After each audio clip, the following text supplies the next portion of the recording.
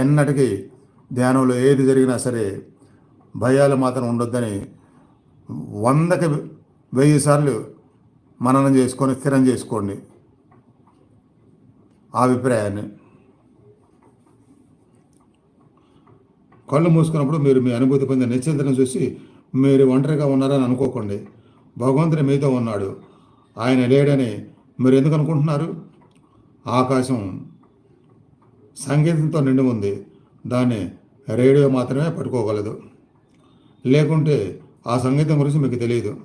అంటే రేడియో ద్వారా మనం వింటాం ట్యూన్ చేసినప్పుడు, అక్కడి నుంచి పంపించింది. అట్లానే భగవంతుడి విషయం కూడా మనం ధ్యానంతో ట్యూన్ చేస్తే మనకు తెలిసిపోద్ది అనమాట.